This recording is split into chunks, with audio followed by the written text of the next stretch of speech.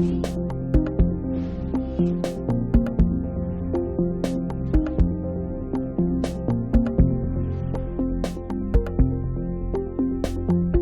reabre la sesión y, como bien ustedes saben, nos corresponde en esta sesión, como proyecto número 1, de abordar el proyecto de ley que repone el tratamiento tributario para los contratos de arrendamiento con opción de compra de bienes que impliquen una operación de financiamiento leasing financiero previo a la ley 21.420, que reduce, elimina secciones tributarias, boletín 15.637-05, con urgencia calificada, discusión inmediata.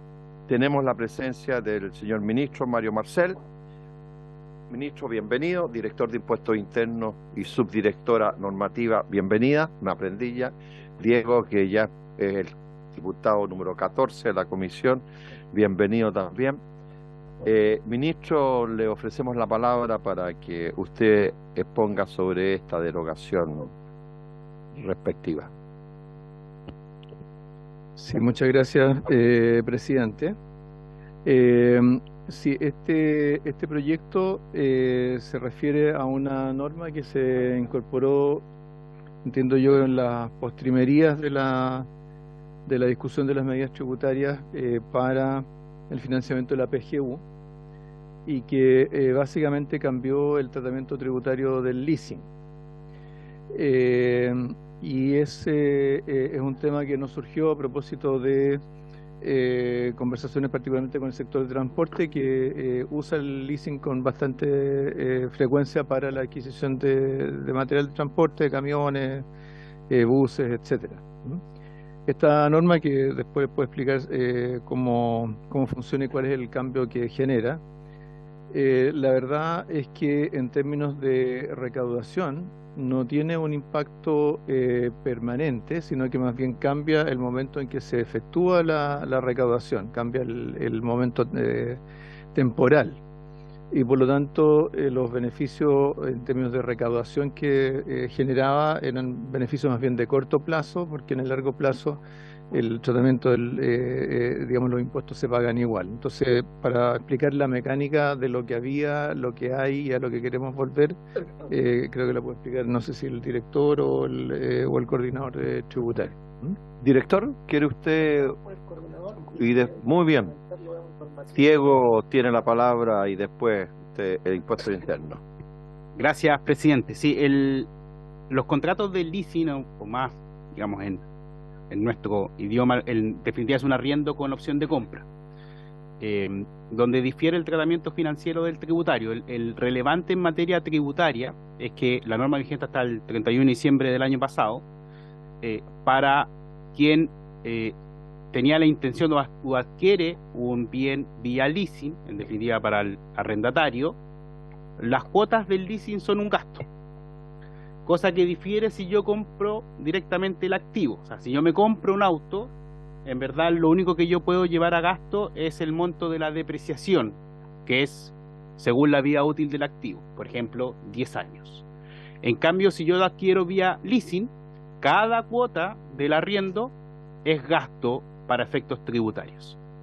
Entonces, eso se estaba modificando, y lo que modifica fundamentalmente el proyecto de financiamiento de la PGU era que en materia de arriendo, para el arrendatario ya no iba a poder deducir como gasto cada cuota, sino que lo iba a tener que depreciar, y por lo tanto la forma en cómo se producía el efecto tributario iba a ser más acotado en el tiempo. De ahí que el ministro lo que plantea es que es un efecto más bien temporal, visto desde el punto de vista del arrendatario. Y para el arrendador también se modificaba el tratamiento, porque en definitiva ya no podía reconocer propiamente como ingreso el arriendo, y solo iba reconociendo como interés los intereses, pero asimismo se veía inhibido de hacer algo que puede hacer hoy, que es el arrendador depreciar el activo, porque se entendía como si lo vendiera el primer día. Entonces se producía un efecto, un impacto tributario en ambas partes. O sea, para el arrendador ya no podía depreciar el activo y el arrendatario no podía deducir las cuotas como gasto. Eso iba a producir un impacto en que, en definitiva, para el arrendador ya no iba a ser tan efectivo el negocio y endurecer sus posiciones de crédito, que iba a complicar de forma relevante el acceso a este instrumento de parte de quienes lo utilizan activamente, que son fundamentalmente las pymes. Entonces, y lo segundo que está en el mensaje del proyecto, que esto desnaturaliza los contratos de leasing. O sea, el sentido de un contrato de leasing es que justamente mientras que yo lo estoy pagando tributariamente, se considera que es un arriendo. Entonces, no hay una razón tributaria y de fondo para cambiar y alterar la composición y el tratamiento tributario de estos contratos cuando en verdad lo que estamos produciendo es un efecto más bien temporal y estoy desnaturalizando completamente el instrumento. Cuando uno elimina una exención, la exención no tiene que ser porque no se justifica. Y aquí en verdad nadie ha planteado que no se justifica la existencia de los contratos de leasing. Por lo tanto, no hay una razón de fondo que merezca que en definitiva los leasing modifiquen su tratamiento. Entonces, lo único que estamos haciendo es derogando la norma y por lo tanto de ahora en adelante para el arrendatario va a seguir siendo un gasto las cuotas de leasing y para el arrendatario arrendador sigue realizando el mismo tratamiento tributario pudiendo depreciar los activos. Ese fundamentalmente es mantener todo en status quo porque el proyecto de ley, reitero, desnaturalizaba un contrato y ese nunca tiene que ser el objetivo de una modificación tributaria, desnaturalizar un contrato comercial. Ok, no sé si Impuesto Interno quiere complementar algo, ¿es necesario? ¿No? ¿Alguna duda? Diputado Mellado tiene la palabra. Gracias, presidente. Sí, solo preguntarle al Ejecutivo por su intermedio, presidente, es que cuando se diseñó la arquitectura de la PGU, el leasing correspondía a una recaudación de no sé qué, 0,1, 0,05, no sé qué. Ese porcentaje, ¿cómo se va a compensar, digamos? ¿Con qué otro ítem se va a compensar para que la arquitectura de la PGU no quede dañada? Gracias, presidente. Ok, ¿alguna otra consulta? Ministro o quien estime usted conveniente. Sí, presidente. Como se explicaba en un comienzo, dado que esto más bien incide sobre el momento en que se pagan los impuestos o en el momento en que se aplica la depreciación, etcétera, el efecto fiscal es un efecto más bien temporal, el efecto sobre recaudación. Es un efecto más bien de corto plazo que nosotros lo vamos a absorber dentro del presupuesto. Nosotros formulamos el presupuesto de 2023 suponiendo que íbamos a aprobar esta norma, por lo tanto la recaudación fue ajustada en una magnitud pequeña, porque en este caso estamos hablando de menos del 0,1% del producto. Y luego en el largo plazo no tiene un efecto significativo. Ahí es lo que dice la relación. Muy bien, ministro. ¿Ponemos en votación, diputado? Pongamos en votación entonces el proyecto, el mensaje del Ejecutivo. Presidente, este es un proyecto que corresponde a la Comisión de Hacienda en su calidad de técnica, por lo que corresponde votarlo en general y en particular. Si le parece a la Comisión, se puede hacer en un solo acto. ¿Habría acuerdo unánime pero como tenemos que tomar Lo tomamos, pero las dos sí, sesiones. sí. Perfecto. Diputado Barrera. Por favor. Diputado Bernales. Diputado Cifuentes. Diputado Mellado. Diputado Romero. Diputado Sáez.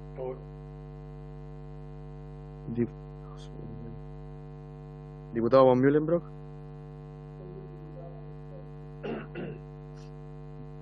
Diputada Yeomans. Presidente. A favor. Unánime, presidente, no es. Aprobado unánimemente. ¿A quién le correspondería? El diputado Romero le corresponde. Diputado Romero le corresponde ser el diputado informante. Acordado. Sí, diputado. Esto entonces quedaría para discusión en sala mañana, ¿no? No, depende del... ¿Va con Sí. inmediato? El proyecto está con discusión inmediata, pero desconozco si la programación de mañana de la sala lo contempla en su tabla. Podemos consultar y después le damos Sí. la respuesta. Muy bien, entonces pasamos al segundo punto de la tabla, que es continuar la discusión en particular del proyecto de ley iniciado en mensaje que establece reforma tributaria hace un pacto fiscal por el desarrollo y la justicia social. Está con nosotros el ministro de Hacienda. Entonces, señor secretario, de acuerdo a la información que yo tengo,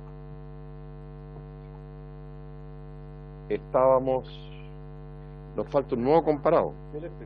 A ver, señor secretario. Presidente, estamos en lo último de contenido de las modificaciones de la ley de la renta. Quedaron pendientes unos 2 o 3 temas Sí. a lo largo de esa tramitación. Hay una indicación presentada la semana pasada a propósito de las normas sobre cooperativas, el tema que se planteó acá. Y hoy día en la mañana también se presentó una indicación relativo a cuidadores, que también era una discusión que había quedado pendiente. Resuelto eso, pasaríamos al comparado final de esa parte que corresponde a la norma transitoria. Así que si le estamos en este momento, Alejandra, repartiendo la indicación 275, que si no me equivoco es la que tiene que ver con los cuidadores, y estamos imprimiendo la de cooperativas y el comparado de transitorio. Así que si le parece podríamos partir Con esta. con eso. También viene incluida en esta misma que usted tiene. En la que tenemos. Claro. Entonces, no sé, ministro, o si Diego, quien estime usted conveniente, nos explican estas nuevas indicaciones para precisarlas. La 275-370, ¿no la tiene usted ahí?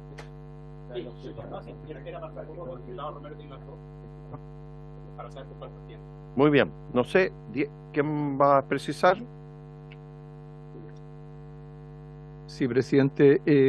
Esta indicación tiene que ver con la discusión que se dio en la sesión anterior respecto del crédito tributario por cuidados por labores de cuidado o gastos en cuidado. Sí. Entonces, en esa oportunidad lo que se planteó fue la posibilidad de que hubiera casos en los cuales se simplificara el criterio, ¿cierto?, para calificar esos cuidados, particularmente en el caso de cuidados de adultos mayores.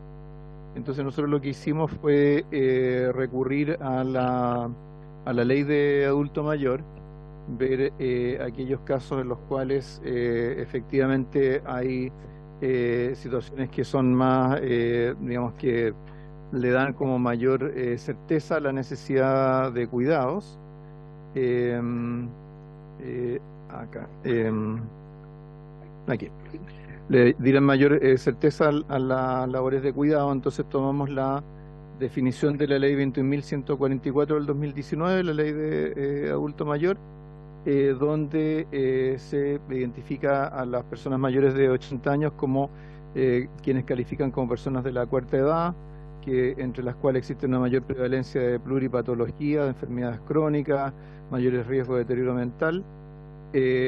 Y entonces lo que estamos proponiendo es que en esos casos sean los cuales se aplique, se califiquen automáticamente como labores de cuidado para efectos de la aplicación del crédito tributario correspondiente. Muy bien. Diputado, para poner inmediatamente, vamos poniendo en votación al tiro en las letras. Pondríamos en votación el número 1 de las indicaciones nuevas.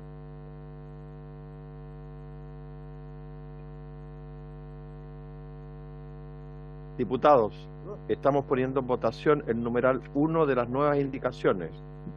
¿Habría acuerdo para votar? ¿No hay ninguna explicación? ¿En votación? ¿Sí? Presidente, el número 1 contiene las modificaciones al numeral 26, que establece un nuevo artículo 55 quinques. Tiene 2 letras, A y B. ¿Y la ¿Votamos B? las 2 juntas, se le Sí, parece? sí, porque la... Sí, ¿Sí? las dos. Sí, sobre la misma. Y hace unas adecuaciones de letra. Sí, el resto es adecuación. Sí, son adecuaciones de letra ahí, pero es lo mismo, de los 80 años. ¿Vota el número 1 entonces? Sí, solo el número 1. El número 1 de la indicación que tienen en sus manos en votación. Diputado Barrera. Diputado Bernales. Diputado Cifuentes. Diputado Mellado. Diputado Romero. Diputado Sáez. Diputado von Mühlenbrock. Diputada Yeomans. Presidente. A favor. 9-0. Unánimemente aprobado. Pues bien, vamos entonces ahora a la letra, A la indicación 2. perdón, a la 2. No sé, ministro, si quiere precisarla de las unidades tributarias que se modifican ahí. Sí.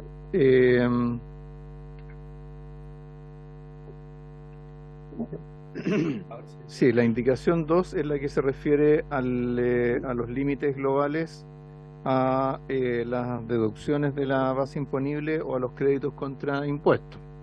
Esto ¿cierto? Es un tema que se incorporó en este proyecto que establece límites globales al conjunto o a la suma de gastos que se deduzcan de impuesto a la renta por concepto de diversos beneficios que entreguen las leyes, y aplica lo mismo en el caso, también aplica un límite al caso de créditos contra impuestos. Lo que se busca acá es evitar o poner ciertos límites a la inflación o a la acumulación de franquicias y beneficios tributarios. Como sabemos, ¿cierto? Esto ha sido una preocupación durante mucho tiempo. Se han creado comisiones, se han creado en diversos momentos del tiempo, se han hecho revisiones de franquicias, de beneficios tributarios, y lo que normalmente ocurre cuando se hace ese tipo de ejercicios es que cada uno de los beneficios tiene su propia constituency, y normalmente ir caso por caso siempre resulta particularmente complicado. En este caso, estos límites lo que buscábamos con los límites que proponía el proyecto de reforma tributaria, no era generar una reducción inmediata de las franquicias o beneficios tributarios, sino que más bien poner una suerte de seguro contra la acumulación a través del tiempo de este tipo de beneficios. Ahora, en la sesión anterior se dio una discusión relacionada con las leyes de donaciones. Así es. Las leyes de donaciones son uno de los diversos mecanismos que existen para generar deducciones o gastos deducibles de impuestos en el impuesto a la renta. Entonces había una preocupación en cuanto a el riesgo de que la existencia de este límite global a su vez implicara una reducción del potencial de uso de los beneficios o los incentivos tributarios a donaciones. Entonces lo que estamos haciendo acá con esta indicación es, en el caso de los gastos deducibles, que estaban originalmente donde había un límite de 23 unidades tributarias anuales, se está proponiendo que sea la suma mayor entre 23 unidades tributarias anuales y el 5% de la base imponible. Entonces, en este caso, ¿cierto? En los casos en los cuales el 5% de la base imponible sea mayor a 23 unidades tributarias, va a haber un espacio adicional para el uso de estos gastos deducibles, y en el caso de los créditos contra impuestos, también se establecen límites, pero pasan a ser el monto mayor entre 2,3 UTA o el 35% del global complementario determinado. Antes lo que teníamos era el monto menor entre 2,3 UTA y el 50% del global complementario. Entonces ahora más bien estamos ampliando el límite de esa manera. Al ajustar los límites de esta forma, uno tiene la seguridad que, dado los límites que ya existen para la franquicia, para los beneficios tributarios a las donaciones, esto no es menor que los límites que están establecidos para las donaciones, ¿ya? Y por lo tanto, más bien a lo que afecta es a la suma de beneficios tributarios que se estén impetrando en un momento del tiempo. Ahora, una cuestión que creo que es importante explicar acá, porque creo que es bien esencial, es bien central a esta propuesta, a esta norma, es qué es lo que va, es cómo esto va a entrar dentro de lo que es el proceso tributario, dentro de la declaración de impuestos. Entonces acá, ¿cierto?, lo que vamos a tener es un contribuyente que en su declaración va a incluir, ¿cierto?, los diversos créditos tributarios que a los que puede acceder en virtud de las operaciones que ha hecho. Si ha hecho donaciones, si ha hecho, ha tenido gastos en arriendo en el caso de las personas naturales, los gastos en cuidados, que también lo estamos discutiendo ahora, va a incluir todas esas cosas en su declaración. Si como producto si la suma de esos créditos tributarios o créditos contra estos créditos o deducciones de la base del impuesto o créditos contra impuestos excede estos límites, lo que va a aparecer en su declaración es una cifra con signo negativo que va a corresponder a esa diferencia. Esa diferencia no va a ser cargada a ningún beneficio en particular, sino que más bien va a ser la aplicación del límite global. Por lo tanto, al momento de resolver el contribuyente si hacer una donación y incorporar el beneficio tributario en su declaración, esa donación tampoco va a aparecer siendo limitada o reducida por este concepto, sino que más bien va a formar parte de la declaración de impuestos de carácter agregado. Entonces yo creo que es una cuestión que es importante clarificar. Entonces, dos cosas. En primer lugar, por el hecho de tratarse de límites globales, no se aplican a ningún beneficio tributario en particular, y por otro lado, hemos modificado los límites de tal manera de que estos sean superiores a los límites que actualmente existen para las franquicias tributarias para donaciones, de tal manera que por sí mismos no van a imponer no van a reducir esos beneficios, sino que más bien en caso de que el contribuyente agregue una serie de otros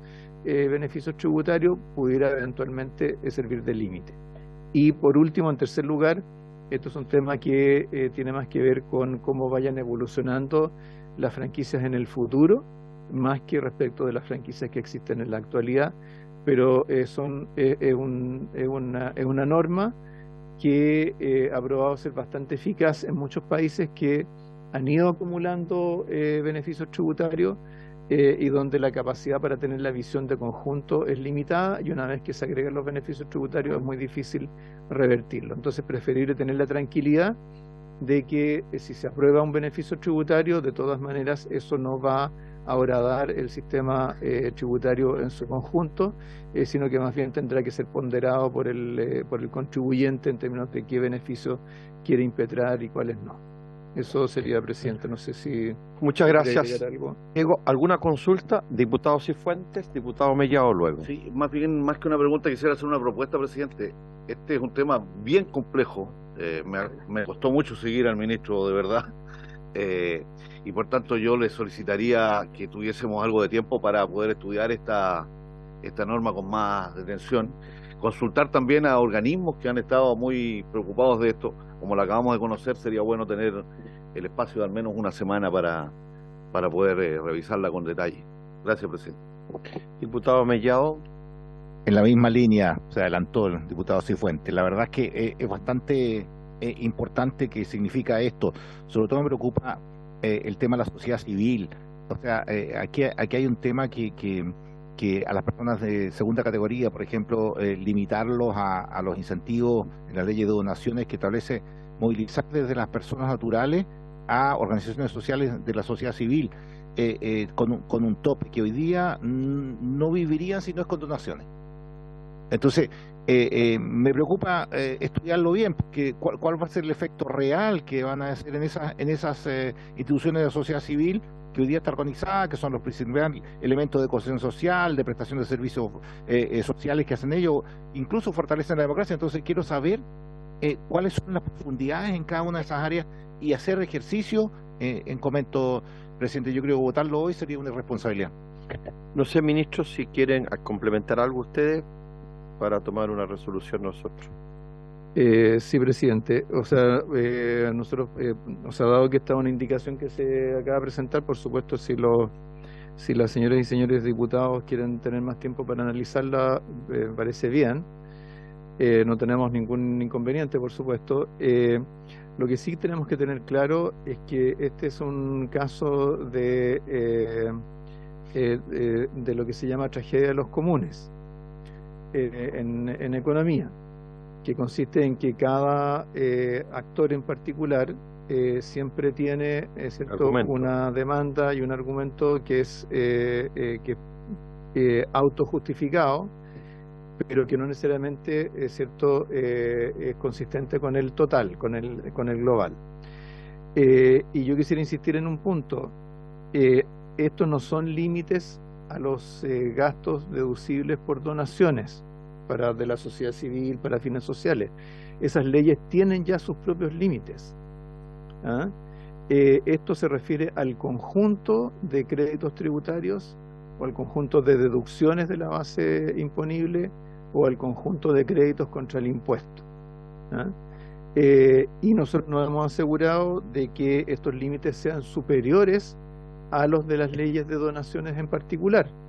Entonces, esto, yo sé que hay, en fin, preocupación, yo he hablado con ellos, y tienden a verlo desde esa perspectiva como si fuera un límite que se les aplicara a ellos individualmente, pero no lo es en la letra y no lo es tampoco en el espíritu, porque dado que son límites que están por encima de los que se aplican a esas leyes, por sí mismo esto no tiene una implicancia inmediata, directa, sobre los beneficios a los cuales se puede acceder. ¿Ah? Y por último, siempre recordar lo que mencionaba respecto de la mecánica de las declaraciones de renta. Cuando estos límites se apliquen, el límite no se va a aplicar a un crédito tributario o una deducción en particular, sino que se va a aplicar en una línea, cierto, que va a corregir el agregado de los beneficios que está impetrando el contribuyente. ¿Les parece que lo votemos el jueves? Como estamos convocados para el jueves. Ah, verdad que decidieron el jueves. ¿Ah? ¿Y mañana en la tarde les parece? ¿Les parece prudente? ¿Sí? Entonces dejemos pendiente esto para el martes.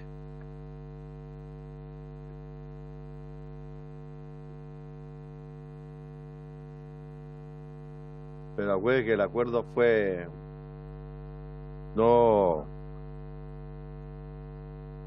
Ya, entonces lo dejamos para el martes, para que haya acuerdo de votarlo el martes. Bien, sigamos, señor secretario. Que con esto no, porque no tenemos el otro comparado que necesitamos. ¿Y lo de cooperativa? ¿Ya? Es que nos está faltando la impresión de un del comparado. Lo que corresponde ahora, claro, es ver otro tema pendiente del artículo 2, que se refiere a disposiciones relativas a las cooperativas, que el Ejecutivo también presentó una indicación la semana pasada. ¿Podrían explicarnos eso? Y está en este momento, la están imprimiendo más copias porque se repartieron y ahora las van a traer en cualquier momento. Pero el Ejecutivo podría explicarnos la de las cooperativas. Diputado Romero, antes. Presidente, sí, ahí yo quisiera recordar también que en la comisión pasada hubo un problema dentro del mismo artículo 55 que hice relación con una explicación que se dio respecto a las deducciones que se hacen del arriendo y los créditos hipotecarios. Y la comisión votó una cosa pensando que iban a traer una indicación. Exactamente, ¿se acuerda, presidente? Que en el fondo se pensó que efectivamente las personas podían utilizar ese crédito y mantener el crédito que pudieran haber tenido respecto de su vivienda. La comisión votó convencida por las explicaciones que se dieron por el Ejecutivo y se aprobó, y resulta que el artículo no decía eso. Entonces yo quisiera, presidente, que en ese sentido también haya algo. El acuerdo fue que el Ejecutivo iba a traer una indicación eso para fue lo que usted lo eliminar... solicitó, presidente. Entonces quisiera saber si eso viene o no. ¿Viene eso dentro del...? ¿Se acuerda, digo, que ustedes iban a presentar una indicación? ¿Ah? Eso fue el acuerdo que... Diputado Sepúlveda. De hecho, yo voté en contra de ese artículo. No, sí. Yo estaba telemático, lo voté en contra. Tuve la posibilidad de votarlo en contra porque, como demoró mi votación, para serle franco, no es por un tema de agudeza legislativa, se armó la discusión sobre la interpretación. La subsecretaria señala que había una interpretación distinta. Ya se había votado, yo voté en contra porque obviamente estaba claro que era un error en la votación a favor, estábamos todos conscientes de eso. De hecho, le pedimos al presidente que pudiéramos repetir la votación, no hubo unanimidad porque el presidente mantuvo la tesis de esperaremos el cambio que va a presentar el Ejecutivo. Fue así de claro, ¿eh? Así fue. Así de claro. Y nadie dijo no, digamos, muy por el Sí, contrario. Yo diría que la acuerdo conversación giró en que la iban a presentar. El acuerdo fue, para ser bien preciso, se pidió, sí, fue así, se pidió una segunda votación separada. Yo no la di porque me parecía prudente que el Ejecutivo presentara exactamente, y eso fue, y entonces el Ejecutivo iba a traer eso para nosotros votarlo, que era eliminar el párrafo. Exactamente. Sí, presidente, yo no estuve en esa sesión, como menciona el diputado Sepúlveda, estaba la subsecretaria, mi entendido era que se iba a corregir en la etapa legislativa siguiente, pero si hay el espacio para hacerlo acá, por supuesto que lo podemos hacer Mira, acá. podemos hacer lo siguiente, diputado, como es un párrafo que habría que eliminar para que no hubiera una doble interpretación, voy a hacer una sugerencia. Pedir la unanimidad para votar solamente para que el Ejecutivo no tenga que presentar la indicación que elimine ese párrafo, porque eso era la indicación que iba a presentar el Ejecutivo, era para eliminar ese párrafo. Sí. Entonces, si habría acuerdo, abrimos la votación, y solo para votar la eliminación de ese. Sí, lo que pasa es que yo dije que el Ejecutivo tenía que traer la indicación respectiva que elimine. Entonces, ¿habría acuerdo para votar? ¿Para reabrir?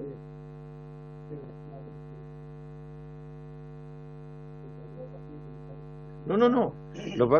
Diputado, es para ganar tiempo. Como el Ejecutivo nos trajo la indicación para eliminar ese párrafo, lo único que podemos hacer desde el punto de vista técnica legislativa es pedir la unanimidad para reabrir la votación y votamos para eliminar el párrafo y no esperamos que el Ejecutivo traiga una indicación para eliminar el párrafo. ¿Habría acuerdo? Diputado, se reabre entonces la votación para eliminar el párrafo. Entonces, secretario, tome la eliminación, la votación. Tanta eliminación, ya lo voy a terminar eliminando a usted. Por ningún motivo. Correspondería entonces que los que quieren que se elimine ese párrafo voten en contra. Estamos votando por el párrafo, votación separada del párrafo en comento. Uno va a presentar la indicación. Por eso lo vamos a arreglar ahí. Mire, diputado. Votando en contra, se elimina. Pasa que el Ejecutivo tenía que traer una indicación para eliminar el párrafo. Entonces yo acabo de solicitar reabrir la votación para nosotros, no esperar la indicación del Ejecutivo, y nosotros eliminamos al tiro el párrafo. Sí, y ganamos y nosotros tiempo. no tenemos inconveniente. Y ustedes no tienen, y ustedes no llevan velo en este entierro. ¿Sí? Vamos a ganar esta vez, compañeros, porque vamos a dar rechazo a la segunda Constitución, como los compañeros republicanos. Votación entonces, el párrafo de forma separada. Quienes quieren su eliminación tienen que votar en contra. Sí. Diputado Barrera, diputado Bernales, diputado Cifuentes, diputado Mellado, diputado Romero, diputado Sáez, diputado Sepúlveda, diputado von Mühlenbrock, diputada Yeomans, presidente. Eliminado entonces el por párrafo unanimidad respectivo. Es que necesitamos un mediador como el diputado.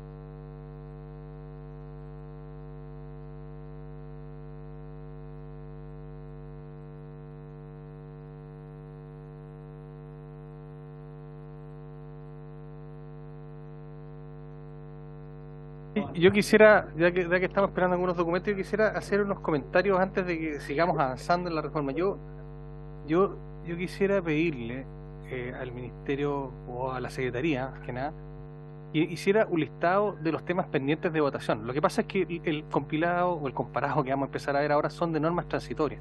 Y a mí me parece que por un orden lógico deberíamos cerrar todos los temas permanentes para entrar a los transitorios. Por lo tanto, todas las proposiciones deberíamos conocerlas para ver en qué y votarlas, ¿ya? Y en ese sentido hay una que es importante que dice relación con las cooperativas, y en esto, presidente, yo quisiera pedirle tal vez y que lo conversemos. Ahí vienen los documentos. Dado la importancia que tiene, yo me he juntado con la gente de las cooperativas por ley de lobby, y probablemente varios diputados también se hayan juntado con la cooperativa, tal vez citarlos y que nos comenten ellos, abrir un espacio para que haya una conversación con ellos, porque no es menor. Hay un esfuerzo legislativo importante en potenciar a las cooperativas. Ya aquí no estamos hablando de repente de grandes grupos económicos, sino que estamos hablando de personas que se unen para poder tener provecho de algunos negocios, y ha sido muy virtuoso. Entonces, tal vez le estamos tirando piedras a la mochila de ellos que van a hacer que todo este esfuerzo legislativo por modernizarla se vaya para atrás. Y me parece que en ese sentido, presidente, también antes de entrar a los transitorios en sí mismos tienen una complejidad, que es básicamente todos los acuerdos que se supone que el Ministerio de Hacienda reconoce haber llegado en indicaciones para postergar la puesta en marcha de la reforma. Y en ese sentido yo creo que sería bueno tal vez que el Ministerio nos recuerde a la Comisión cuáles fueron esos acuerdos, previamente, digamos, cuando haga la exposición, y cuando empecemos a discutir cada uno de los artículos transitorios se vayan haciendo presente dónde está reflejado eso. Porque lo peor que nos puede ocurrir cuando uno va leyendo el comparado es que es bastante árido, bastante denso. Entonces es perfectamente posible que de muy buena fe el Ministerio tenga una visión de cuándo tienen que estar en vigencia y eso no venga reflejado nuevamente en el texto, y eso lo que no nos puede volver a pasar es que haya una discordancia entre lo que se dice y lo que aparece en los textos, porque eso como que habla un poquito mal de que no estemos revisando bien las normas. Lo propongo como una sugerencia de procedimiento para que esa parte que puede ser un poco baladí es muy trascendental, presidente. Gracias. Yo tengo entendido que el capítulo de las cooperativas vienen ahora las indicaciones, ¿no? Y nos llegaron unas que me imagino que estarán ahí. Que nos acaban de entregar unas. ¿Vienen ahí las de las cooperativas, señor secretario? Entonces, tal vez, sí. Sí, efectivamente, por su intermedio, presidente, ha habido una serie de temas que han ido quedando pendientes y la Secretaría los ha ido registrando. Pero tenemos 11 temas. Sí. Hay uno que justamente tiene que ver con un artículo transitorio nuevo, que es la implementación del sistema de multijurisdicción en el Servicio de Impuesto Interno. También hay una votación al artículo segundo número 1, que tiene que ver con, si no me equivoco, una modificación al sistema de determinación de la base imponible. También está en la letra G del artículo 14 número 2, que es justamente lo que se debería votar ahora, que es lo que tiene que ver con cooperativas. Hay también una indicación del presidente que crea esta tasa Tobin, que se puede ver como un artículo separado, en el fondo no está pendiente propiamente, ¿no? Y así una serie de temas, que hay algunos que ya se resolvieron en esta oportunidad. Por consiguiente, resuelto lo que viene ahora, que es relativo a cooperativas, que está la indicación siendo entregada a ustedes, podríamos perfectamente pasar al comparar los transitorios. Claro, que es lo que se acaba de dejar para el martes próximo. Muy bien. Entonces, ¿podemos abordar lo de las cooperativas ahora, ya que vamos a echar de ministro? ¿Le puedo pedir la lista a la Secretaría de los temas? ¿Nos podría entregar la lista a todos? Para que todos tengamos bien claro y vayamos explicando. Y nos manda todos los pendientes. Muy bien, ministro, entonces abordemos.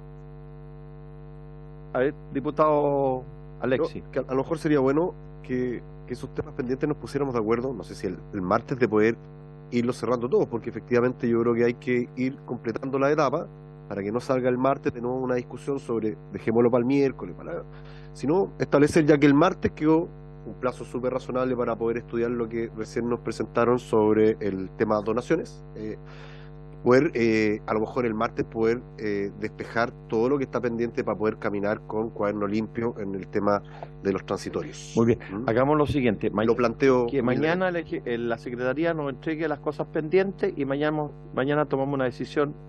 ¿Qué hacemos? ¿Por qué?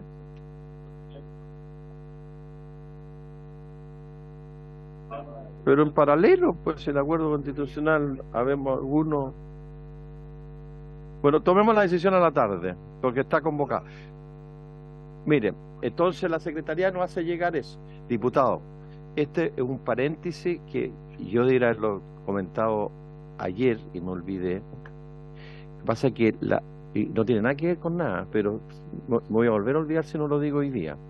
Lo que pasa es que la presidenta del Banco Central y el Consejo nos invitaron a almorzar el viernes a la 1 de la tarde en Santiago, a toda la comisión. Entonces tenemos dos caminos: decirles que lo postergamos, porque puede ser que es muy encima, y ponerle otra fecha. ¿Ah? ¿Les parece que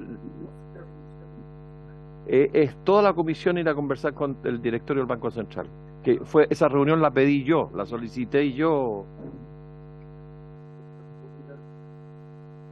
¿Les parece que...? Sí, la comisión el viernes. Pero mira, entonces voy a ponerme de acuerdo yo con ellos para una nueva fecha y suspendemos la del 13. ¿Ya? Pero fue una cosa que le solicité yo a la presidenta del Banco Central, que me parecía prudente, y ellos me contestaron que el día 13 nos podrían recibir. Yo ando preocupado de conseguirles almuerzo con altas autoridades. Después tengo una en Washington con el BID.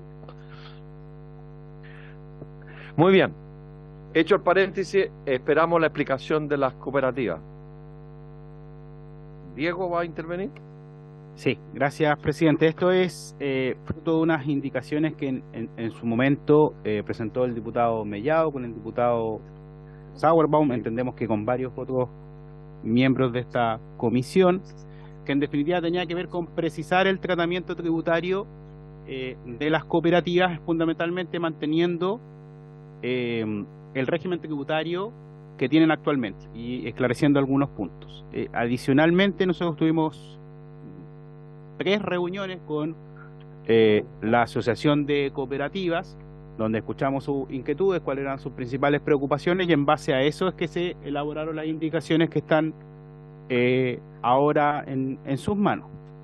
La primera es una modificación al artículo 14, letra G, que se refiere justamente a aquellas entidades no sujetas al artículo 14. O sea, el artículo 14 regula también a los contribuyentes que se sujetan por otras normas, que son fundamentalmente las fundaciones, las corporaciones y las cooperativas. Fundaciones y corporaciones porque en definitiva no hay un vínculo de propiedad entre socios de una corporación, y las corporaciones mismas son entidades que no distribuyen utilidades, y las cooperativas porque tienen particularidades propias. Entonces, lo que estamos haciendo es, primero, dejando en claro, cosa que en años anteriores, con las últimas 2 reformas, nunca se había regularizado y solo se regulaba a través de circulares del Servicio de Impuesto Interno, cuáles son los registros empresariales que tiene que llevar una cooperativa, que son fundamentalmente 2. El RUA, que es el registro de utilidades acumuladas, y el REX, rentas exentas. En el RUA se contabilizan los excedentes de operaciones con terceros, que son propiamente renta para los socios de la cooperativa, y en el REX las operaciones con los cooperados, que no son ingresos renta. Luego se establece el tratamiento de pérdidas tributarias. De nuevo, esta fue de hecho una sugerencia de indicación de las mismas cooperativas, que va en línea con el mismo límite de pérdidas tributarias que existe en materia general. Y eso es fundamentalmente lo que regula el artículo 14, letra G. Luego, adicionalmente se me queda un punto y que tiene que ver con las cooperativas están obligadas a tener 2 fondos por ley: el fondo de reserva y el encaje. Entonces, ¿qué nos solicitaron las cooperativas? Que respecto de esos 2 montos, que por ley los tienen que tener, en la eventualidad que una cooperativa quedara bajo el tributo al diferimiento de impuestos personales, o sea, impuestos finales, esos montos se excluyeran de la base imponible, porque en definitiva es una obligación legal de tenerlos. Es una suerte de utilidades acumuladas que las cooperativas no pueden repartir. Entonces, mal podríamos gravarlas con un impuesto si es que la ley los está obligando a dejarlas dentro de la cooperativa. Entonces lo que hacemos es excluir de la base imponible esos dos conceptos. Es importante aquí resaltar que las cooperativas, la verdad es que nunca debiesen caer en ese supuesto, porque las cooperativas son sociedades por naturaleza y sentido operativas. Por lo tanto, muy difícilmente el 50% de sus ingresos provengan de rentas pasivas. Si eso estaría ocurriendo, la verdad es que esa cooperativa uno tendría que ir a mirarla qué es lo que está ocurriendo, en verdad. Entonces, si bien nosotros estábamos convencidos que a las cooperativas nunca les iba a aplicar este impuesto porque no son entidades pasivas, sino que entidades operativas, aún así hacemos la precisión que en la eventualidad que caigan, estos conceptos no van a formar parte de la base imponible. Eso es lo que tiene que ver con el artículo 14. Luego se hace una excepción en el entendido que la mayoría de las cooperativas van a quedar, actualmente están en el régimen general semi-integrado y van a quedar en el régimen completamente desintegrado con la entrada de la reforma. Se mantiene una norma que está en el artículo 56 y que hace mención a que en la medida que se retiren, o sea, que la cooperativa distribuya excedentes que no superen las 50 UTAs dentro de un año, esas 50 UTAs de excedentes van a tener un crédito, como si hubiesen tenido o como si estuvieran en un sistema integrado. No, esto ya existe, actualmente está regulado así. Si yo me excedo en esa distribución, la exención se pierde completa, es decir, la totalidad queda sin crédito. De nuevo, lo único que estamos haciendo acá es trasladar un beneficio especial que tienen las cooperativas respecto de la distribución de sus excedentes, que existe en la ley actual, nosotros lo estamos reponiendo para que se mantenga y se haga el ejercicio, en definitiva, como si los cooperados estén recibiendo un dividendo desde una pyme. Entonces, si yo soy una persona natural, que soy cooperado de una cooperativa, recibo un dividendo, voy a tener crédito contra impuesto global complementario. Si yo soy una pyme que invierte en que participa en una cooperativa, de nuevo voy a tener un dividendo con crédito. Ahora, si yo soy una sociedad de inversiones, cosa que consultamos con las cooperativas y nos dijeron que esa era, pero la excepción de la excepción de la excepción. De hecho, varios asesores nos plantearon que nunca habían visto una sociedad de inversiones participando en una cooperativa, porque, de nuevo, rompe la naturaleza de la cooperativa. Solo en ese caso recibe igual tratamiento como los dividendos que recibe cualquier sociedad de inversión. Entonces, en definitiva, lo que estamos haciendo es manteniendo un beneficio tributario de la norma actual, trasladándolo para que se mantenga, y de esta forma el régimen tributario de las cooperativas se mantiene inalterado. Reiterar que esto se trabajó en varias reuniones con la Asociación de Cooperativas y tomando en base las sugerencias de la indicación del diputado Mellado y Sauerbaum, entre otros.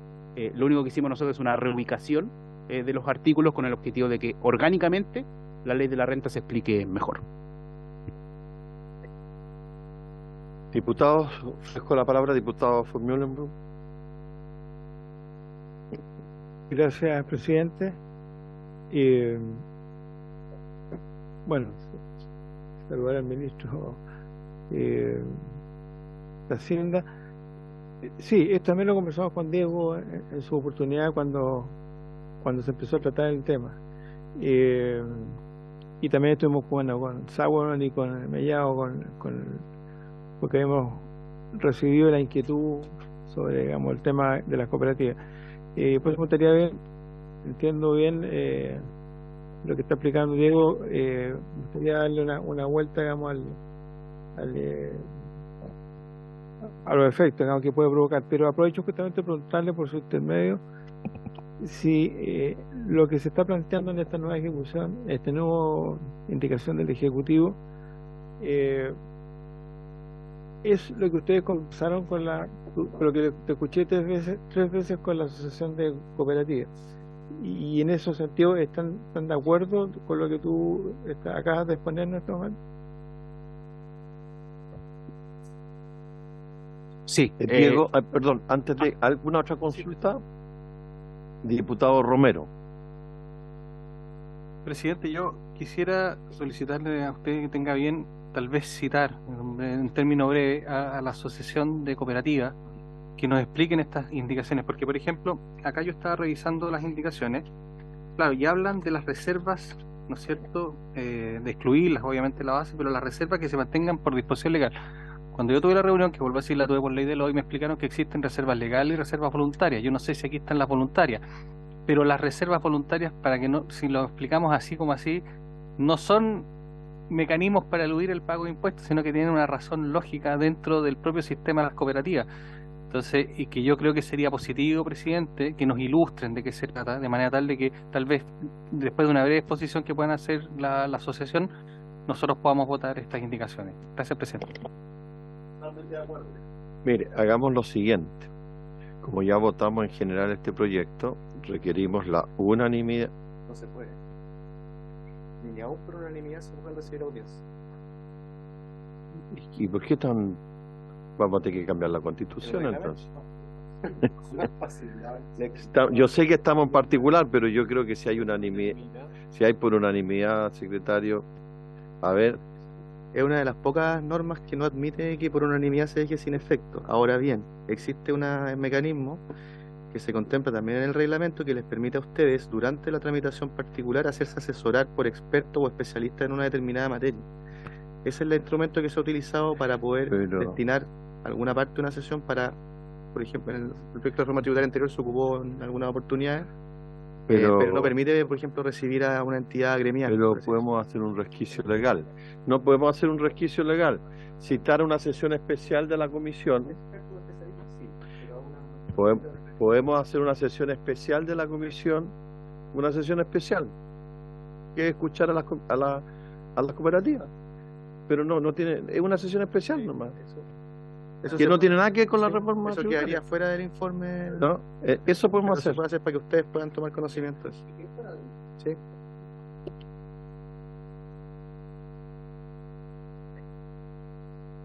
Pero mira, démonos el tiempo para estudiarla, conversarán con vaya. Yo creo que, diputado, usted quería hacer una sugerencia. No, lo que pasa es que yo soy de los que cree que cuando se hace una excepción se transforma en regla. Yo quiero ser súper franco. Y después, ¿cómo le vamos a decir que no a, qué sé yo, a otra entidad gremial, representativa, que legítimamente quiere opinar a lo mejor sobre alguna indicación? Este es un tema que no es que estemos en contra de las cooperativas. Yo se lo planteé al ministro, la preocupación que había sobre este articulado, están las indicaciones que corrigen. Yo creo que lo razonable para no abrir una ventana que después se transforma en puerta y después es casi imposible cerrar, preferiría que nos diéramos a lo mejor el tiempo para el próximo martes, poder estudiarla, habrán todos los contactos y los análisis necesarios que puedan hacer los parlamentarios para poder votar en plenitud eventualmente estas indicaciones. Yo estoy, con lo que ha presentado el Ejecutivo estamos bastante cerca, hay algunas precisiones que a mí me gustaría tenerlas, pero para eso prefiero no abrir, y lo digo con mucho cariño y respeto al cooperativismo, porque hoy día son las cooperativas, pero mañana van a ser, insisto, otras entidades que van a querer de nuevo participar en la discusión particular y vamos a abrir una ventana que después cuesta, se lo digo con mucha experiencia, cuesta mucho cerrarla, es muy complejo después decir que no. Gracias. Yo solamente lo estoy haciendo en un sentido fuera de la discusión, es decir, no hacer dentro de la discusión de la reforma tributaria. Entonces solo escuchar, no se entiende que no está en el. Es que yo, solo para que usted me recuerde, cuando abordamos la reforma tributaria fueron a escuchar a las cooperativas en la discusión amplia que hubo, pues, donde vinieron diversas organizaciones. Me da la impresión que no lo solicitaron. Conozco el representante en particular que ustedes están pensando, pero no tengo en este momento el recuerdo de haber recibido a representantes de las cooperativas en específico. Mire, hagamos lo siguiente, como vamos a seguir a las 3 de la tarde, démosle una vuelta a esto y a las 3 de la tarde vemos cómo lo abordamos el tema de las cooperativas. Sí, diputado Romero, para escuchar al. Sí, es que yo quiero hacer una reflexión bien corta con respecto a esto de las excepciones o no. Yo creo que siempre tenemos que... Yo estoy de acuerdo con usted en temas de excepciones, pero cuando hay un motivo plausible siempre tenemos que estar abiertos a tener excepciones, aunque sean muchas. Porque esto, claro, efectivamente esto es política, digamos, o sea, nosotros estamos precisamente para esto. Y el tema no es menor, porque en verdad que podemos cometer errores. Y esto lo hacemos para que seamos responsables de lo que votamos. Esto es para ayudarnos. Yo creo que efectivamente están bastante cerca. Y por lo menos lo que me dijeron a mí en la reunión es que hubo muy buen acercamiento. Pero lo que importa es que todos podamos hacer las mismas preguntas y estemos convencidos que estamos votando bien algo que en verdad se está haciendo un esfuerzo tremendo en cómo se deben potenciar este tipo de asociaciones. Gracias.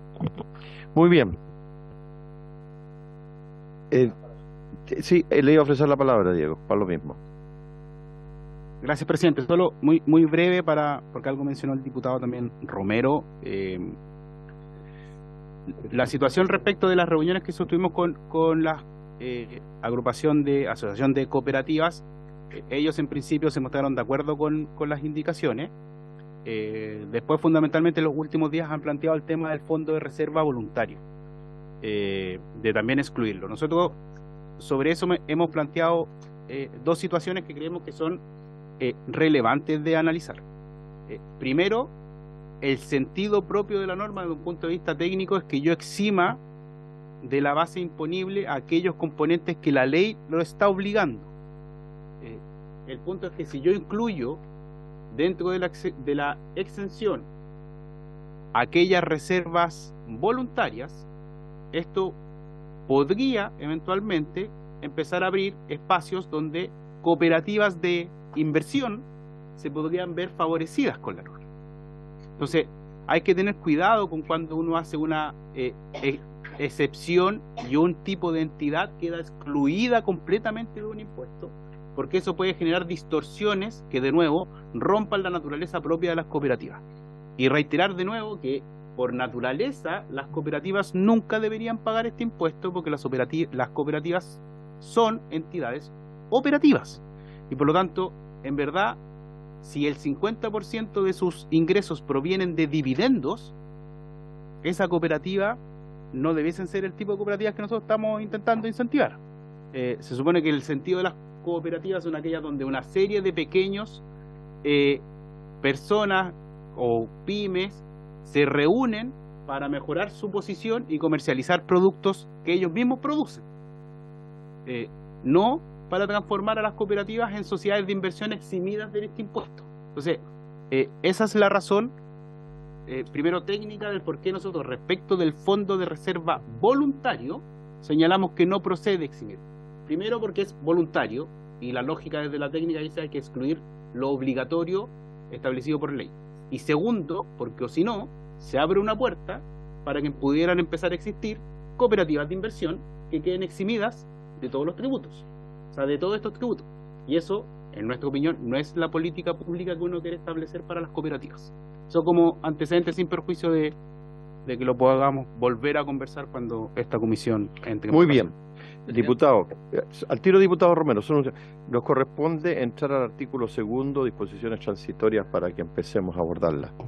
Última palabra, diputado Romero. Lo que pasa es que, nuevamente, si existe la intención de restringirlo solamente a las operativas, pongamos a las operativas. Pero el problema es que con la norma actual se engloba a todas, incluso aquellas que decimos, entre comillas, proteger, aquellas de pequeños productores. Entonces, si la idea es evitar que sea un vehículo de inversión o de eludir impuestos, bueno, digámoslo en esos términos. Pero, insisto, las redacciones son tan amplias que afectan también a esas pequeñas personas que nosotros decimos proteger.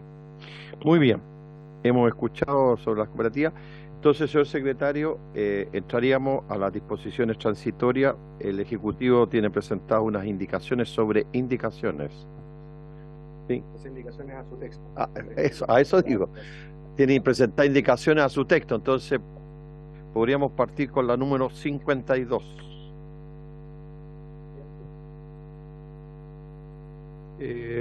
Presidente, respecto a las normas transitorias, quizás sería bueno tener un panorama más global de cómo están estructuradas, y que me parece que es un punto que se hizo hace un momento. Tenemos una pequeña presentación para tener la visión de la Muy estructura de las indicaciones, o sea, de los artículos transitorios. Tenemos a la vista. Ya.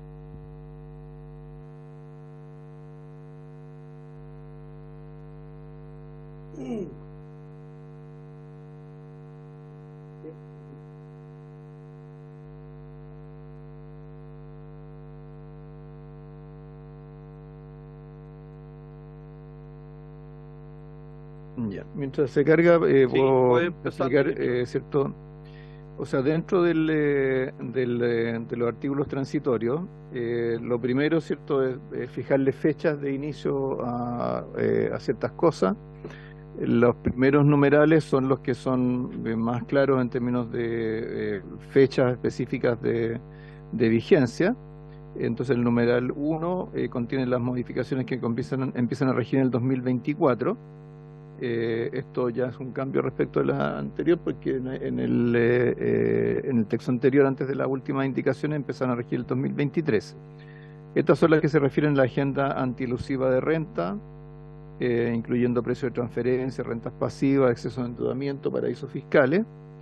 Los nuevos gastos deducibles por concepto de intereses, de arriendos y de cuidado, y los incrementos de las tasas de impuestos personales y las modificaciones de la tributación de acciones e inmuebles. Todo eso comienza a regir el 2024. Por otro lado, hay un conjunto de normas que tienen que ver con cuándo comienza a regir el sistema dual y que no requieren una regulación especial. Acá se establece como entrada en vigencia el 1 de enero del 2025, y entre lo que se regula en ese numeral está la tasa del impuesto primera categoría, la tasa de desarrollo, los gastos rechazados, el término de giro, el régimen de retenciones y la tributación de no residentes. Hasta ahí eso es cierto, lo que enmarca todo lo que es la modificación de renta, cuándo comienza a regir, qué modificaciones empiezan a regir antes del sistema dual y cuándo empieza a regir el sistema dual. ¿Ya? De ahí, a partir de ahí, el sistema dual tiene una serie de normas transitorias que tienen que ver con cómo se pasa del régimen semi-integrado al dual, dado que hay un conjunto de registros y créditos que se han originado en periodos anteriores y que donde tiene que producirse, ¿cierto?, la transición propiamente tal. Entonces eso deberíamos verlo ahora en una lámina. Tenemos un problema con el sistema. Ahí está. Ok. Entonces, acá, ¿cierto?, estamos hablando de las normas transitorias del sistema dual, una vez que establecimos que comenzaba a regir el 2025, es cierto, todavía vamos a tener varios años de transición derivados fundamentalmente de la convivencia de registros y de créditos que se han generado en periodos anteriores. Entonces, en el 2025 tenemos una norma transitoria asociada a la convivencia de los registros del sistema dual con los registros del sistema parcialmente integrado, y donde se deben ajustar las normas sobre registros empresariales, normas de imputación de dividendos que se distribuyan con cargo a utilidades del año anterior. Para esto se establece un orden de imputación donde se parte por el registro de utilidades acumuladas, el registro de utilidades con derecho a crédito, el registro de rentas exentas. Eso están los numerales 3, letras A y B.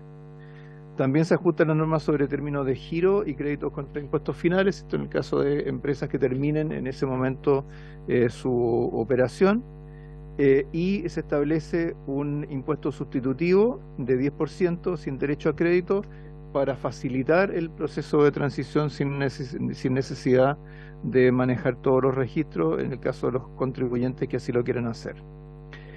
En los años 2026 y 2027 debe controlarse el registro RAI para sujetarlo al impuesto sustitutivo, cuya tasa de 10% en el 2025 pasa a 12% en el 2026 y 2027, siempre sin derecho a crédito.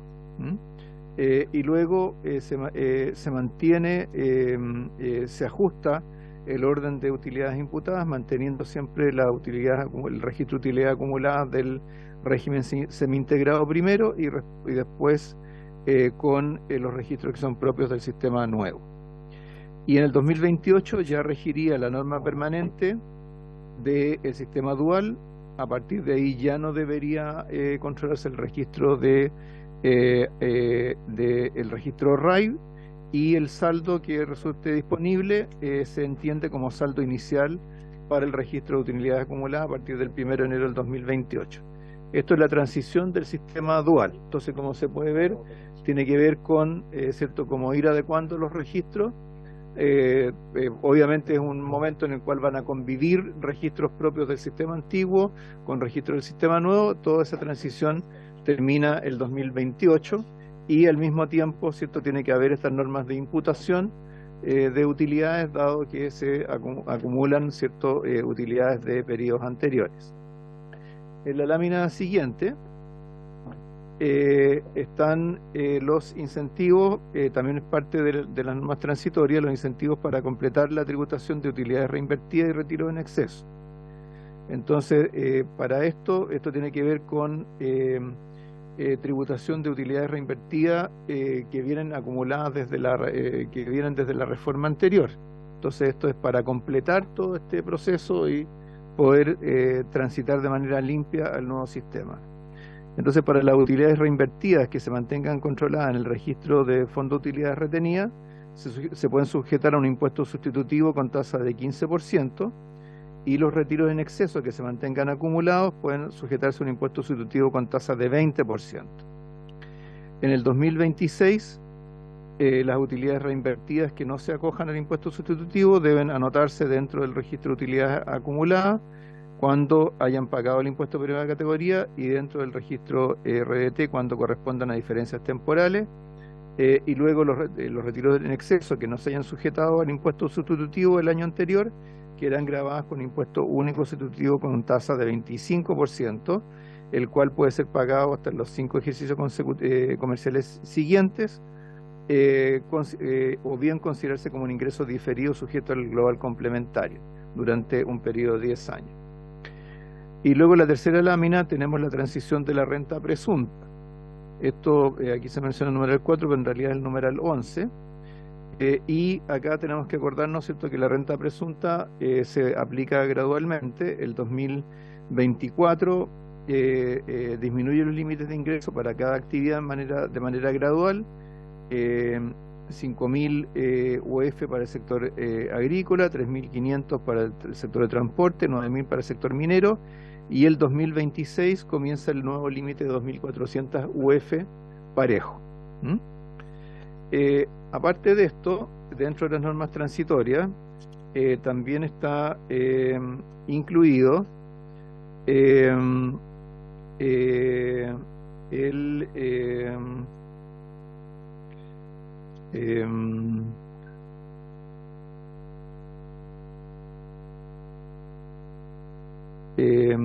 está la norma sobre convenios de doble tributación que estén suscritos pero no vigentes. Esto es algo que se ha repetido que se ha incluido en otras reformas tributarias y que fundamentalmente se refiere a el convenio con Estados Unidos, el convenio de doble tributación con Estados Unidos, que está actualmente en discusión en el Congreso de Estados Unidos. Luego, en el artículo 16º transitorio, está la norma que permite, que contiene la depreciación semi-instantánea, es decir, la depreciación instantánea del 50% del valor de los activos fijos destinados al desarrollo, explotación, ampliación, etcétera, etcétera, todo lo que es inversión productiva, y el otro 50% sujeto a depreciación acelerada. Y en el artículo 17º transitorio está el incremento gradual en el impuesto de primera categoría de las empresas del régimen PYME, donde se propone que durante el 2023 la tasa sea de un 13%, este es un tema que se discutió en una sesión anterior y se acordó reducir para el primer año la tasa al 13%, un 20% el 2024 y un 25% a partir del 2025, con lo cual converge, ¿cierto?, con el año de inicio del nuevo régimen dual. Ese es como el cuadro sinóptico de todos los artículos transitorios. Entonces tenemos artículos que tienen que ver con el momento en que entran en vigencia las normas más permanentes, luego cómo se estructura la transición, particularmente en la transición al régimen dual, el tratamiento de las utilidades reinvertidas de periodos anteriores incluso a esta reforma, la transición de la renta presunta, la depreciación semi-instantánea y la transición en el sistema, en el régimen PYME, ¿cierto?, que surgió de la necesidad de darle mayor gradualidad que lo que había quedado establecido de las normas o de la legislación aprobada durante el gobierno anterior, que obligaba a un paso a una tasa de 25% ya a contar del 2023. Eso es como la visión global, presidente. Muy bien. Diputados, ofrezco la palabra. Ponemos en votación. Sí, presidente, en el artículo segundo transitorio que tienen en el comparado, bueno, hay un número 1 al que el Ejecutivo ha hecho una indicación, además de las que están puestas en la columna de la derecha, que responde a la eliminación del artículo 37 bis, y ya está en el documento el que ingresó hoy, que es el oficio número 275-370, que lo vimos a propósito de la primera discusión de los pendientes, ¿ok? Por consiguiente, podríamos votar la indicación número 4 contenida en ese documento, que modifica el numeral 1 en dos sentidos. Elimina la expresión 37 bis y reemplaza el guarismo 2023 por 2024. Si les parece, podríamos incorporar esas modificaciones. Digan, página 4. No. En el comparado de la página 1, en la indicación 275 es en la página 4. Si les parece, podría someter, presidente, a votación el número 1 con las indicaciones señaladas en la columna de la derecha, más las que acabo de dar lectura, con todas del Ejecutivo. Muy bien. ¿Sí? ¿Habría acuerdo?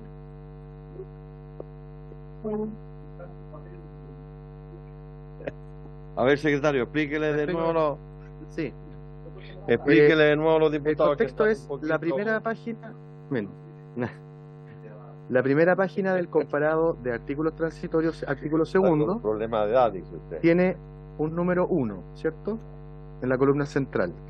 A ese número 1, el Ejecutivo le presentó en su oportunidad esas indicaciones que están en las letras A y B del número 52.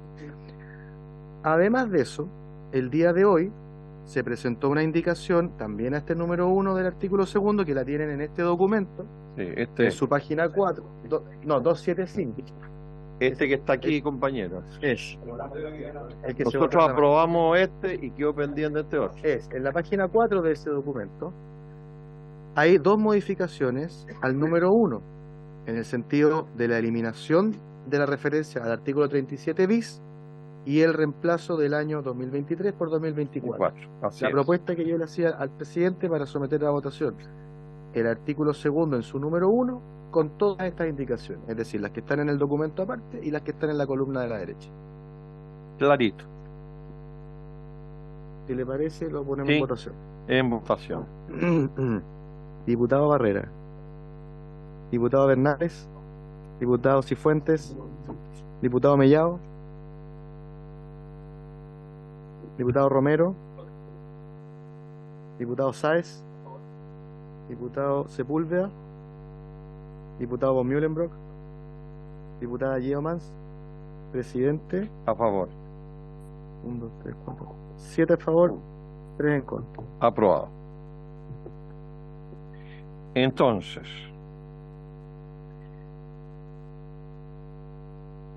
sigue usted entonces con la ilustración de la votación para que no haya confusión de los diputados. Los números, el número 2 no tiene indicaciones, Sí.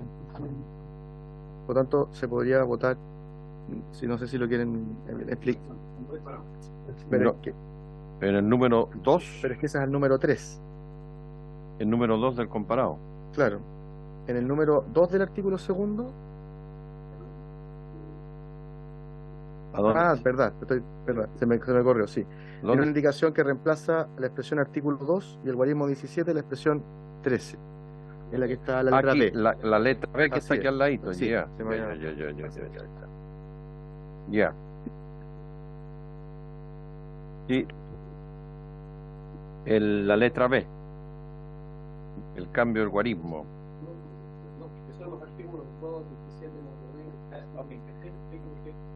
Sí, respecto del numeral 2, Presidente, son todas las modificaciones que están relacionadas al sistema dual.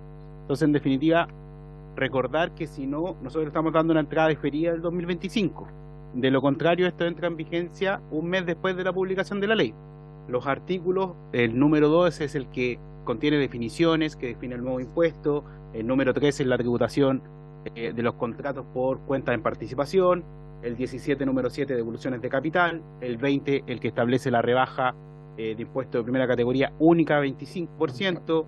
El 21, gastos rechazados, término de giro, tratamiento de dividendos recibidos entre sociedades, tributación de no residentes, el 20 bis, que es la tasa de desarrollo. Entonces, en definitiva, son todos los artículos relacionados al nuevo sistema dual, con exclusión del 14, que es el numeral siguiente, que tienen que entrar en vigencia cuando entre en vigencia el nuevo régimen, porque si no, entrarían en vigencia al mes siguiente de aprobación del proyecto de ley y producirían un desajuste completo en el sistema tributario, porque tendríamos parte de las normas con el sistema del 2025 y parte de las normas con el sistema 2023 o 2024. Por lo tanto, esa es la agrupación de los artículos que estamos votando. Son todos los artículos relacionados al nuevo sistema dual. No. Corrección. Siempre ha estado el 2025. Lo que modificamos fue que en la votación anterior era lo del numeral 1. Que ahí eso lo movimos al numeral 2024, fundamentalmente porque ahí estaban las alzas de impuestos personales. Entonces, como la ley ya no se aprobó antes de este año, yo no puedo en agosto decir voy a subir la tasa de un impuesto que es anual. Por eso antes, la indicación que votaron antes, se trasladó al 2024. Pero esto se mantiene, que siempre la posición del Ejecutivo es que el nuevo régimen inicia 2025.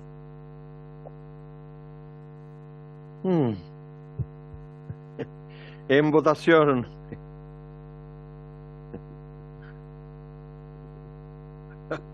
Vamos a persignarnos. En votación el artículo segundo número 2 con su indicación. Diputado Barrera, diputado Bernales, diputado Cifuentes, diputado Mellado, diputado Romero, diputado Sáez, diputado Sepúlveda, diputado von Mühlenbrock, diputada Yeomans. Presidente. A favor. 7 a favor, 2 en contra, 1 abstención. Aprobado. Muy bien. A la página siguiente está... Ok, muy bien, le corregimos. Siempre en el ánimo de sumar. 8-2. Estamos abiertos.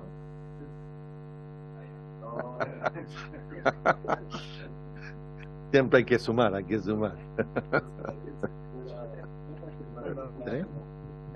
Sí. Muy bien. Bien.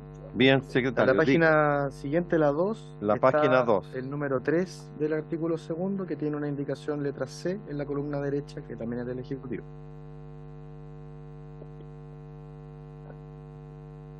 Muy bien. ¿Puede explicarla, Diego? O al ministro.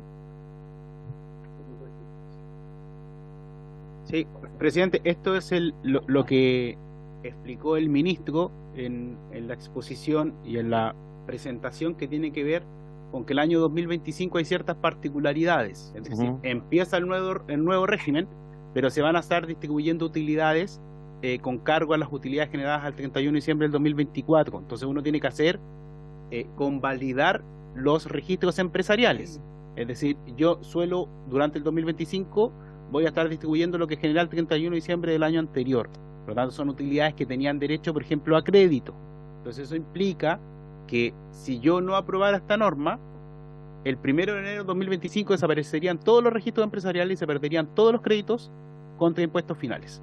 Esa es la consecuencia de si no se regula este numeral. Entonces el sentido de este numeral es ese, es entendiendo que fundamentalmente el año 2025 es un año de transición. Hay que producir alteraciones al artículo 14, permitiendo que, por ejemplo, se reconozca que va a haber un registro SAC, que es el de crédito, y que permite utilizar ese crédito hacia los años siguientes. Establece, bueno, cuando tengan que desaparecer cada uno de los registros, hacia dónde tienen que ir. Es decir, porque si no lo hago desaparecer. ¿Qué pasa si el registro RAI no puede desaparecer de un año a otro? Tiene que trasvasijarse a un nuevo registro. Eso es lo que regula el 14, o sea, el numeral 3, es la compatibilización de los registros empresariales en el proceso de transición al nuevo régimen, para evitar la pérdida fundamentalmente de los créditos contra impuestos finales, que es lo que ocurriría si no existiera el transitorio. Muy bien. En votación, señor secretario. Este número 3 tiene una serie de letras Sí. en mayúscula, cada una de las cuales establece un régimen transitorio. Yo entiendo que por cada letra o todo el número 3. Lo que pasa es que si vamos a hacer eso, hay una indicación en la Bien. página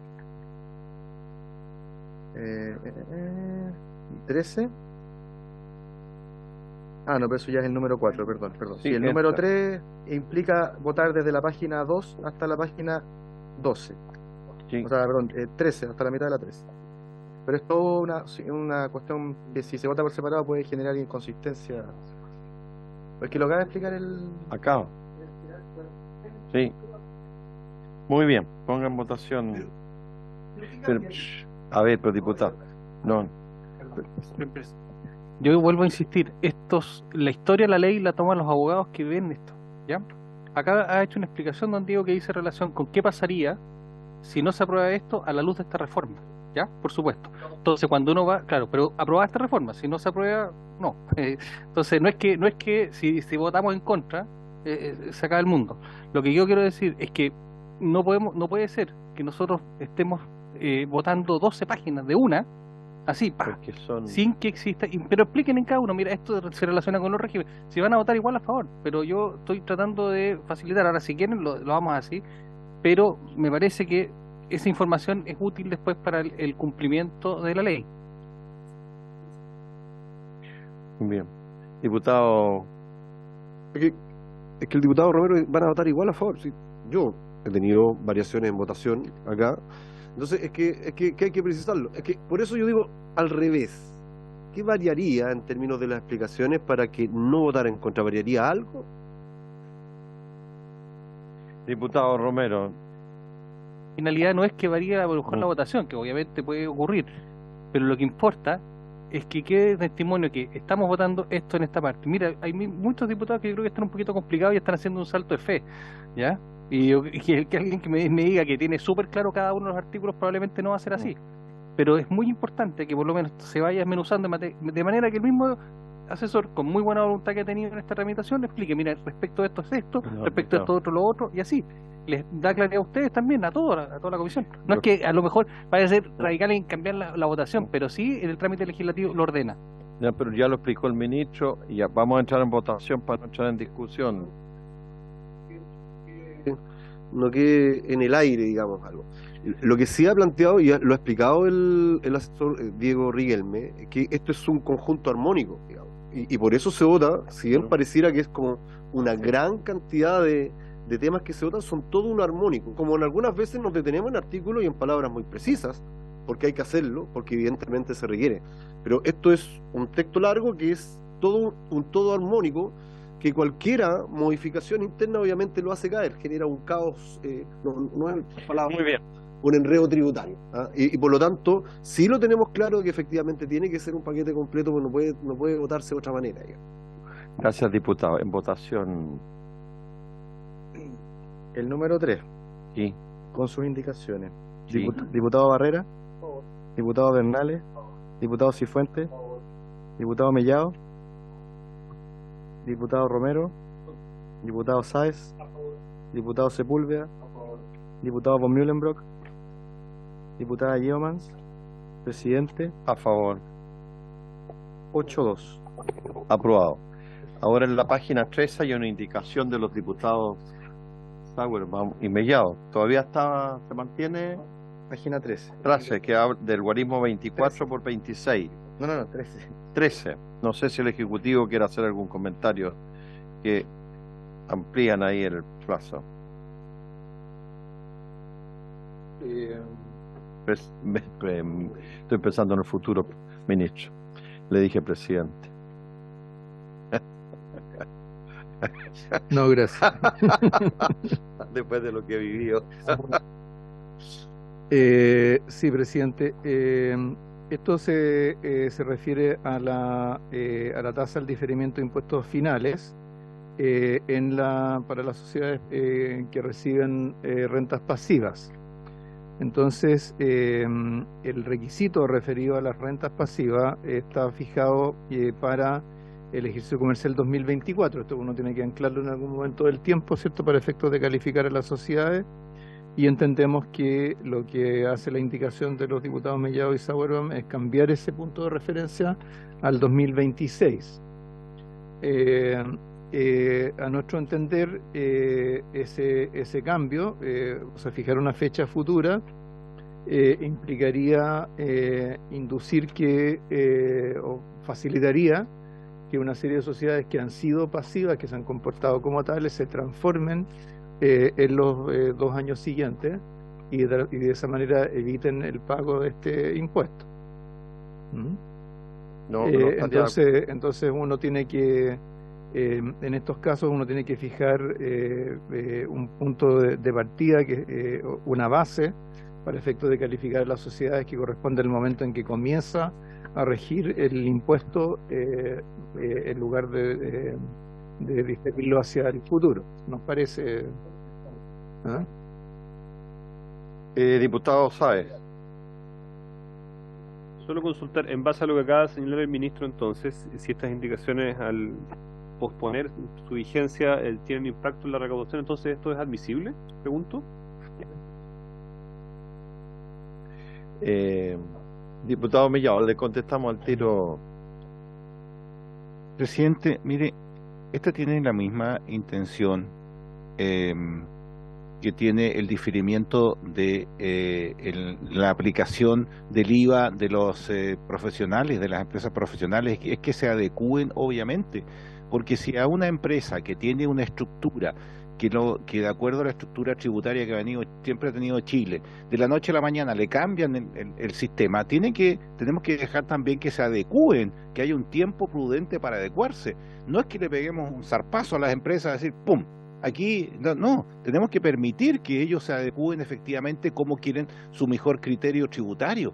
Entonces, yo creo que así como se previó de que en el tema del IVA, también se van a dar 6 meses para que se adecúen la mejor forma en la cual van a estar. Bueno, acá también démosle un par de años, digamos, que vean las empresas cuál es la mejor manera para poder hacerlo, digamos. Yo creo que ese es el espíritu, presidente, de esa indicación y de todas las indicaciones que hemos puesto nosotros, de poder postergar un poco para que las empresas puedan, ¿cierto?, acomodarse de mejor manera, porque mucho del valor actual neto de los proyectos van a cambiar con estas modificaciones. De todas maneras, en algunos momentos el valor actual neto era positivo y capaz que con todas estas modificaciones ya es mejor cerrar la puerta por fuera.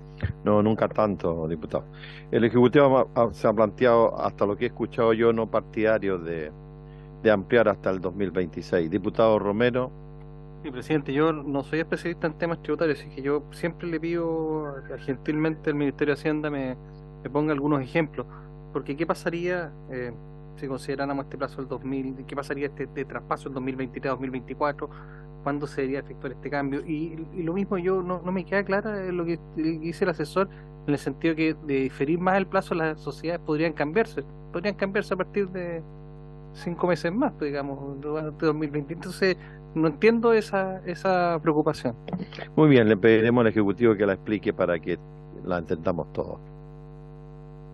Presidente, en el curso de esta intervención he pasado de presidente a asesor.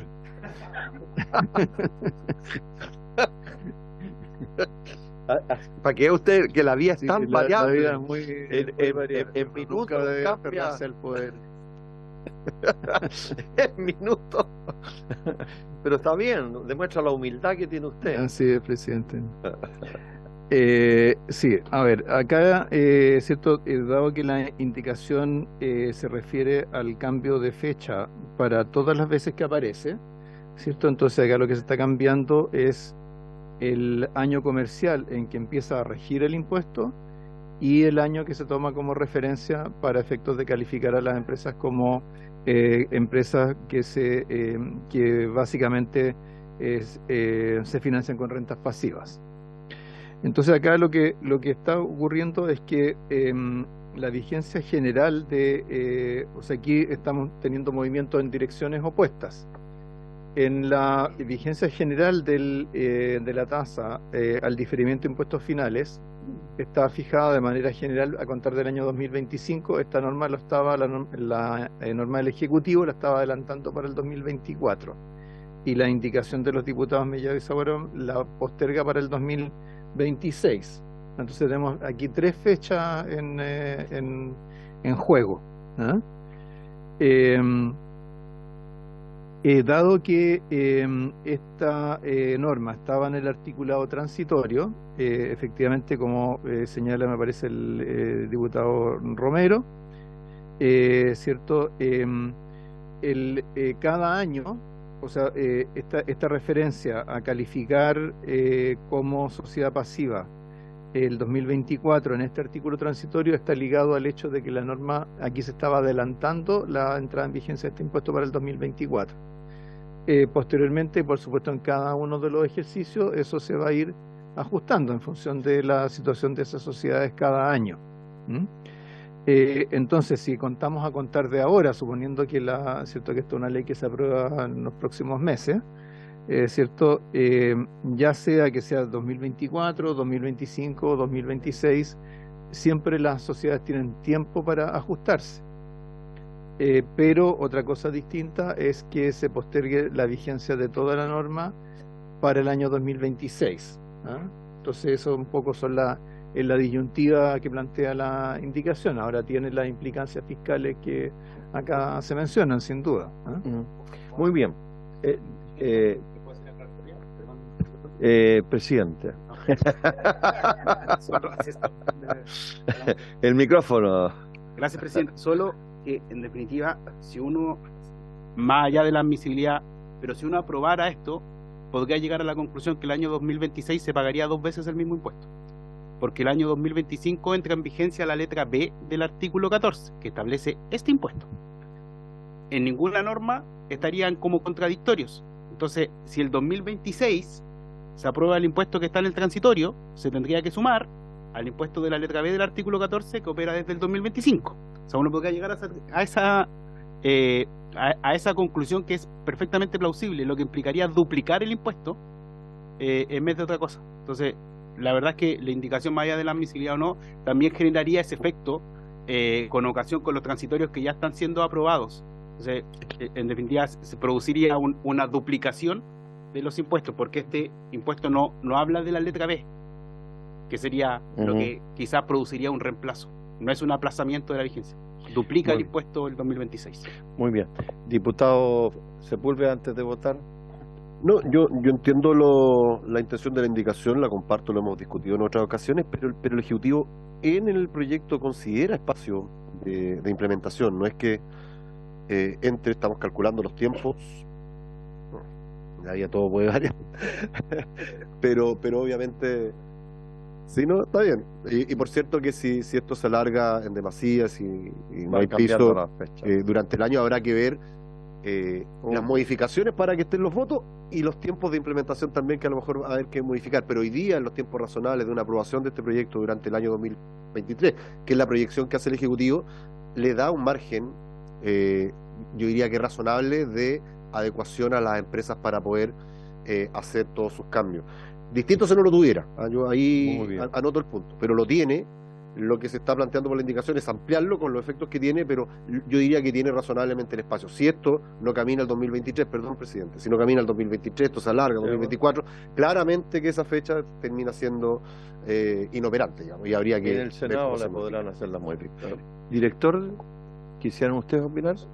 ¿La subdirectora normativa? Sí, en la misma línea, presidente, de lo que acaba de señalar el diputado, solo para, antes de votar, que tengan presente que este plazo de adecuación no es a principios del 2024. La norma indica que precisamente los requisitos hay que evaluarlos a diciembre del 2024. Entonces, si partimos contando desde hoy, hay 2 años para adecuarse para las empresas. Muy bien. En votación. En votación. La indicación de los diputados Mellado y Saguarón está en la página 13. Diputado Barrera. La vamos a votar, sí. No ha sido declarada inadmisible. No ha sido declarada inadmisible. Diputado Barrera. ¿Ah? Al final. Ya, al final va a votar el diputado Barrera. Diputado Bernales. No la hemos declarado inadmisible, diputado. ¿Usted quiere declararla inadmisible? Sí. Estamos en votación. Espérese un poquito, no alcanzamos. ¿El Ejecutivo quiere...? Presidente, o sea, justamente por por el hecho de que está vigente la norma o sea, ya está aprobada la norma que le da vigencia del 2025. Esta indicación, como señalaba recién el coordinador tributario, crearía un nuevo impuesto o duplicaría el impuesto. Por lo tanto, nos parece que claramente sería inadmisible. Muy bien. Solicitado por el Ejecutivo y acogido por la mesa, se declara inadmisible. ¿Hay alguien que quiera votar su...? ¿Usted declara que...? No, solo en el ánimo del fair play, digamos. Yo prefiero, su teoría declara inadmisible, vamos a dejar hasta ahí. Muy bien.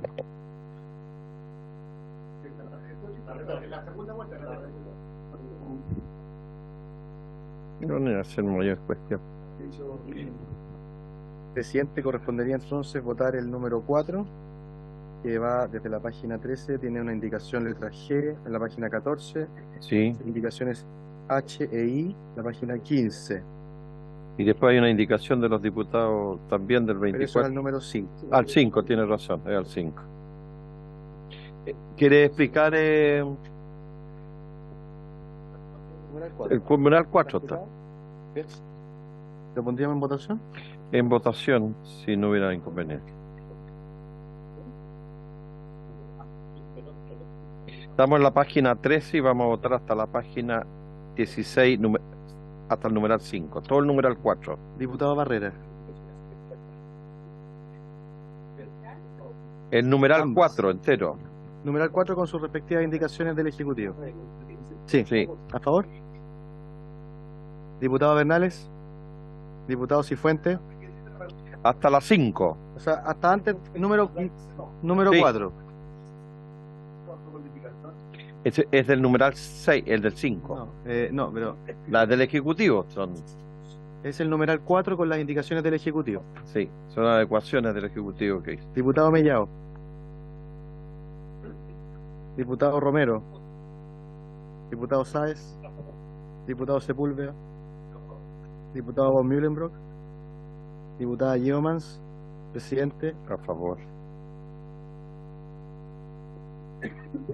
7 a favor, 2 en contra, 1 abstención.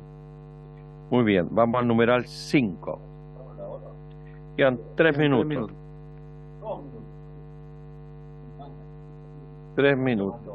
Sí, mire, no vamos a alcanzar para hacer. dejamos Sí, acá? sí, hasta aquí llegamos. Muy bien.